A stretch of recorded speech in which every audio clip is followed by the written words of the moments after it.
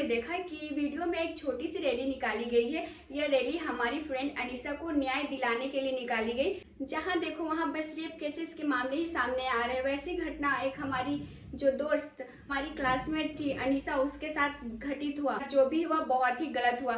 तो आप सभी से विनम्र निवेदन है कि आप लोग वीडियो को पूरा देखें एंड अनीसा को न्याय दिलाने में हमारी सहायता जरूर करें।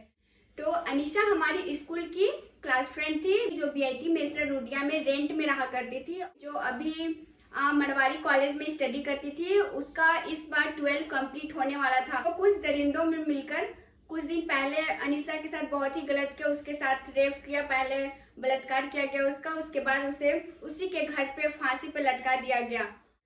अनीसा के पापा बीआईटी में कुकिंग का काम किया करते थे एंड उनकी मम्मी मतलब मम्मी पापा 7 से 7:30 बजे तक घर से बाहर चले जाते थे। उसके बाद अनीसा एंड उसकी छोटी छोटी बहनें हैं, वो लोग घर में रहा करती थी। तो उस दिन जिस दिन यह घटना ऐसा घटित हुआ, उस दिन उनके मम्मी पापा जब जा रहे थे बाहर, तो पापा इंटरव्यू के माध्यम से हमें पता चला कि उनके पापा जो 7 बजे ही चले जाते हैं एंड उनकी मम्मा आधा घंटे बाद लेट मतलब 7:30 बजे जाती है। और जब जिस दिन घटित हुआ यह घटना, उस दिन उसकी मम्मा काम पे जा ही रही थी और वो जो सनी नाम का जो युवक था जो अनीसा के साथ इतना गंदा काम किया, वो घर के बाहर में ही था।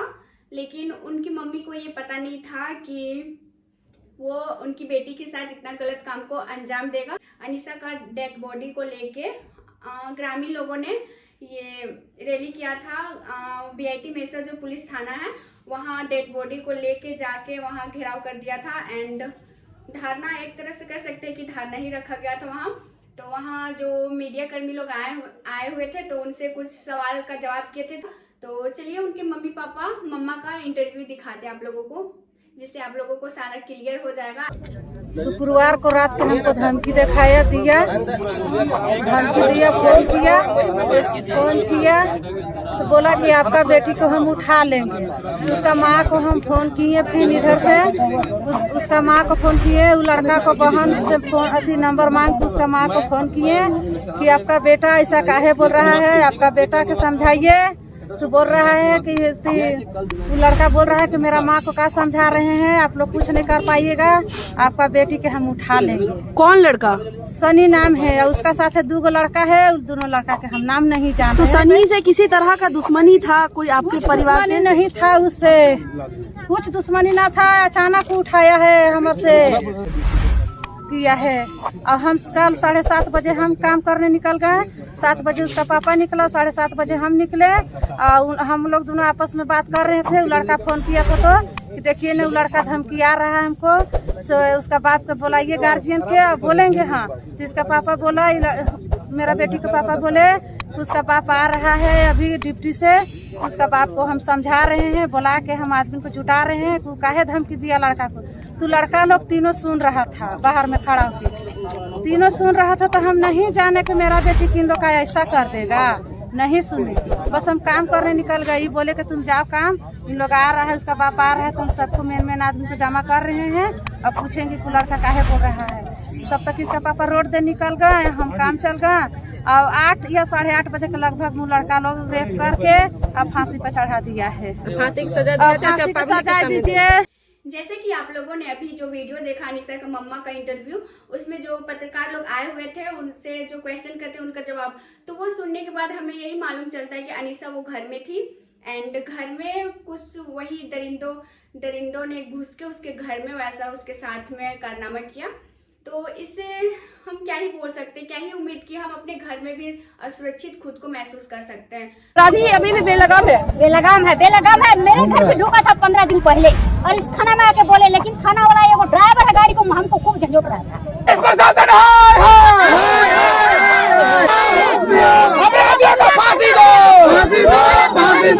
घंटा के अंदर पब्लिक के सामने लाए, पब्लिक से भजा देगी। अगर प्रशासन नहीं आती है, प्रशासन के अगर प्रशासन की हिम्मत नहीं है सामने, पब्लिक सामने को लाए, पब्लिक उसको सजा देगी। एंड जो बगल की जो एक और महिला थी, उनके द्वारा जो बोला गया कि कुछ दिन पहले वो लोग उनके घर में भी घुसे थे एंड पुलिस से कंप्लेन भी किया गया, लेकिन कोई रिएक्शन नहीं, पुलिस के द्वारा कोई स्टैंड नहीं लिया गया।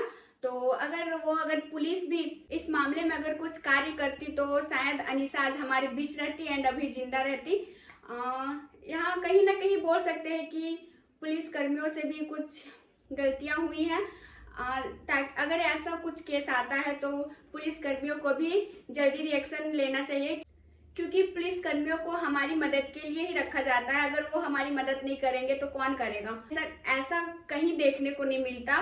पुलिस तभी काम करती है जब किसी बेटी बहू या फिर किसी के साथ भी कुछ गलत हो जाता है। तो पुलिस को इस ऐसे मामले में अगर कुछ भी मामला होता है उनको जल्दी रिएक्शन लेना चाहिए, उनको कार्य अपना जल्दी करना चाहिए। जैसे कि हमें मालूम चला है कि अपराधी अभी भी फरार है, जिसका नाम सन्नी है एंड उसके साथ और भी उनके 2 और मित्र थे, जो कि तीनों ने मिलके इतने गलत काम को अंजाम दिया है, जो कि अनीसा के साथ वो तीनों ने मिलके बहुत ही गलत किया।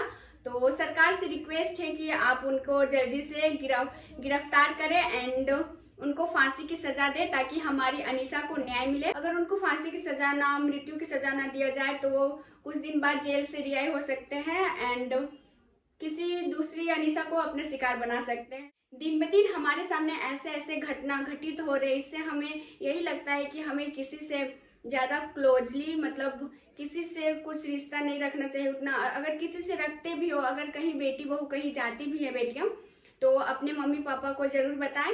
अपने मम्मा पापा से कभी कुछ चीज़ ना छिपाएं, सारा कुछ आप लोग शेयर कीजिए। जैसे किसी से कुछ मतलब अनबन हो गई हो या फिर कुछ ऐसे वैसे बातें हो गई हो तो अपने मम्मा को आके जरूर बताएं, अपना फैमिली से वो बात को डिस्कस कीजिए। हम लड़कियों को खुद अपनी आत्मरक्षा के लिए खड़े होना पड़ेगा, कुछ ऐसा सीखना पड़ेगा जिससे हम अपनी आत्मरक्षा स्वयं कर सके। हम लड़कियों को खुद से सावधान और सतर्क रहना पड़ेगा। हमें यह मालूम होना चाहिए कि अगले के दिमाग में हमारे प्रति चल क्या रहा हो। अगर आपको लगे कि वो अगला जो है आपको हानि पहुंचा सकता है तो आप अपने फैमिली से बात कीजिए या फिर पुलिस कंप्लेन कीजिए। आशा करती हूँ कि मुजरिम को जल्द से जल्द पकड़ा जाए और उसे फांसी की सजा दिया जाए, ताकि किसी और अनीसा के साथ ये घटना दोबारा ना हो सके। धन्यवाद। इसी के साथ आज का वीडियो हम यही समाप्त करते हैं। आप सभी सेफ रहिए, सुरक्षित रहिए।